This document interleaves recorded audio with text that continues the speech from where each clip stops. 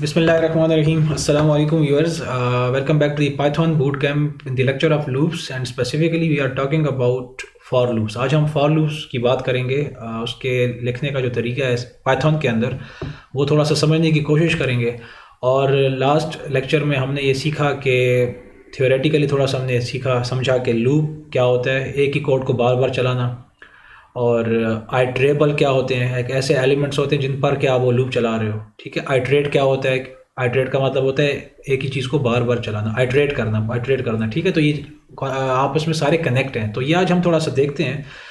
उसमें भी लूप्स में जो बार बार चलाने वाला काम है उसमें जो पहला तरीका है उसे कहा जाता है फॉर लूप. तो उसको प्रैक्टिकली जुपिटर नोटबुक में करने से पहले हमारे कॉन्सेप्ट्स थोड़े से क्लियर होने चाहिए कि उसको लिखना कैसे है, लिखने का तरीका है कार के, ताकि हम बआसानी उस चीज़ को परफॉर्म कर सकें. लेकिन उससे पहले एक एग्जांपल है आपके सामने.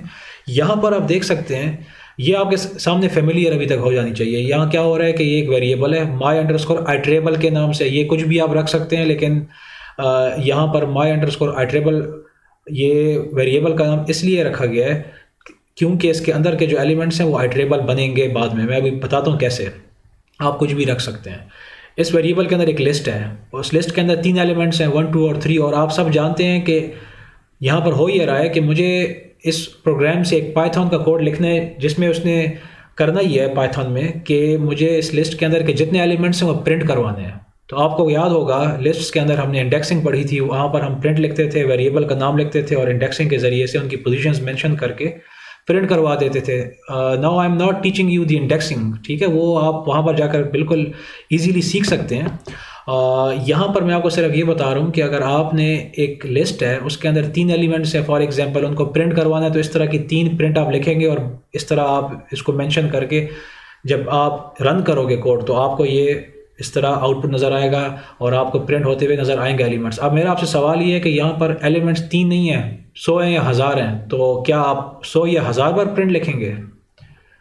तो जो कह रहे हैं कि हाँ 1000 बार लिखेंगे, भाई लिख तो लेंगे आप, लेकिन उसके लिए वक्त चाहिए. और कोडिंग हमेशा अच्छी कोडिंग वो होती है कि जिसमें कोड कम हो और काम ज़्यादा आप ले रहे हो. ठीक है. तो क्यों ना एक ऐसा तरीका हो कि जिसमें कि एक ही बार प्रिंट लिख दिया जाए लेकिन जो एलिमेंट्स हैं वो सारे के सारे प्रिंट हो जाएं, बजाय इसके कि हम 100 बार या 1000 बार या 3 बार प्रिंट की स्टेटमेंट लिखें या कोड लिखें. कोड एक ही हो लेकिन चल सारों पर जाए. तो दिस इज़ बेसिकली लूप्स. ये जो काम है ये लूप से निकलेगा और लूप ही के ज़रिए से हम ये काम करेंगे. आप प्रॉब्लम समझ गए ना कि प्रॉब्लम क्या है, कि हमने कोडिंग कम करनी है. कोई अगर पूछ लेता आपसे कि हम लूप्स क्यों यूज़ करते हैं, इसका आसान सा जवाब यह है कि अपनी कोडिंग को ऑप्टिमाइज करने के लिए, कि कोडिंग कम हो काम ज़्यादा हो. ठीक है. यहाँ पर देखें, अब फॉर लूप का जो लिखने का तरीका है सिंटैक्स वो हम देखते हैं. यहाँ पर तुमने देखा ना कि 3 एलिमेंट्स है, उसको अगर सिंपली प्रिंट करवा दिया जाए तो ये आपके सामने स्टेटमेंट्स. अब इसको ज़रा आप बड़ा सोचें कि अगर 1000 एलिमेंट्स हो तो क्या 1000 बार आप प्रिंट लिखेंगे? नहीं. तो उसका आसान तरीका है लूप. और लूप में भी फिर फॉर लूप. पहली स्टेटमेंट तो वही है. यहाँ पर पहला जो कोड है कि एक वेरिएबल है उसके अंदर आप पूरी एक लिस्ट सेव कर रहे हो 1 2 3 फॉर एग्जाम्पल. अब मुझे एक फॉर लूप लगाना है पाइथन के अंदर जो करे ये कि बस जिसको इस्तेमाल करके हम प्रिंट की जो स्टेटमेंट है वो एक ही बार लिख दें, लेकिन प्रिंट ये तीनों हो जाएं या जितने भी एलिमेंट्स हैं वो सारे के सारे हो जाएं. हमें हर एक एलिमेंट के लिए अलग अलग प्रिंट की स्टेटमेंट ना लिखनी पड़े. ठीक है. तो अब वो जो कोड होगा प्रिंट का वो इन तमाम एलिमेंट्स पर चलेगा. अब इन पर चलेगा तो याद है जिन पर चलता है कोड बार बार उन्हें क्या कहा जाता है? वो आइट्रेबल्स होते हैं. तो दीज आर आइट्रेबल्स. तो इसीलिए हमने आसानी के लिए इस लिस्ट का नाम रख दिया, लिस्ट जिस वेरिएबल में सेव है उस वेरिएबल का नाम है माई आइट्रेबल. ये आप नाम कुछ भी रख सकते हैं. ठीक है. और यहाँ पर हम सिंटैक्स पे आ जाते हैं फॉर लूप के. तो जब यहाँ पर आप सिंटैक्स पे आते हैं तो पहला तो आपका ये हो गया माई आइट्रेबल में आपने लिस्ट रख दी. और उसके बाद जब आप सिंटैक्स पे आते हैं तो सिंटैक्स में आप देख सकते हैं यहाँ पर कि सबसे पहले आप लिखेंगे फॉर.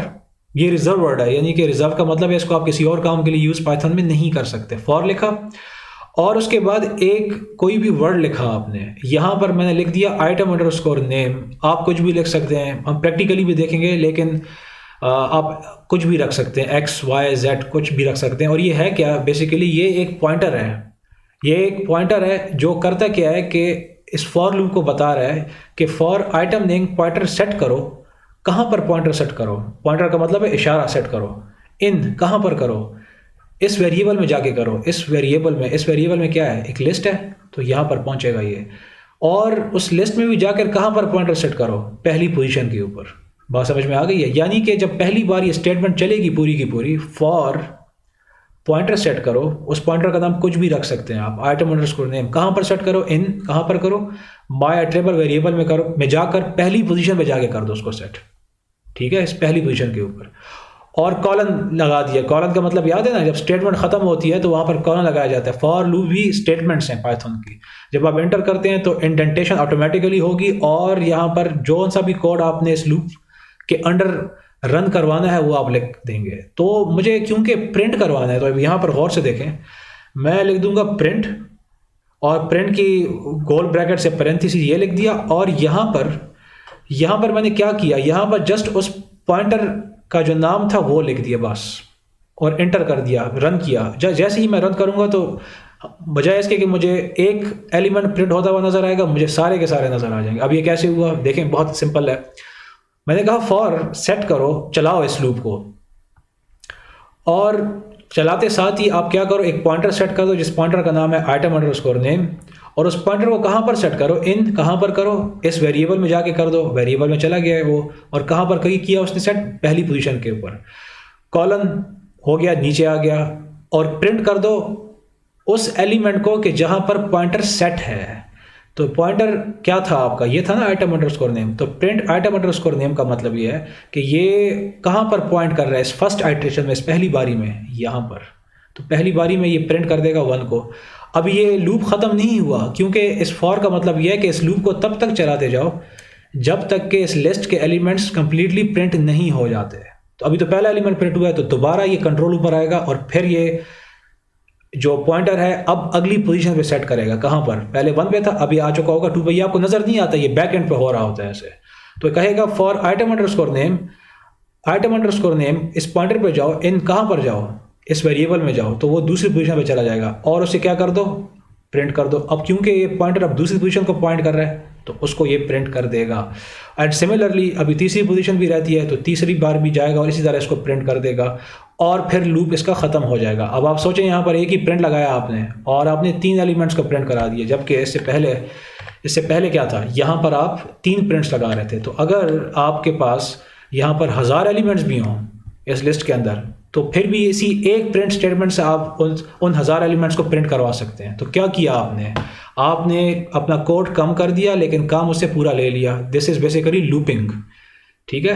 और यहाँ पर आइट्रेबल्स कौन से थे, जो प्रिंट का कोड था, ये एक कोड ही कहाँ पर चल रहा था, इन एलिमेंट्स के ऊपर चल रहा है ना, इनको प्रिंट हम करवा रहे हैं। तो दीज आर बेसिकली आइट्रेबल्स, और ये जो हर एक बारी पर लूप चल रहा है इसे कहा जाता है आइट्रेशन, ठीक है। तो आज के लिए इतना ही था। इसको मज़ीद हम इंशाल्लाह प्रैक्टिकली जुपिटर नोटबुक में मुख्तलिफ एग्जाम्पल्स के साथ हम मज़ीद देखेंगे, ताकि मज़ीद हमारे कॉन्सेप्ट्स इसमें क्लियर हो जाएं। आज के लिए इतना ही, और नेक्स्ट सेशन में फिर आपसे मुलाकात होती है। I will see you in the next class.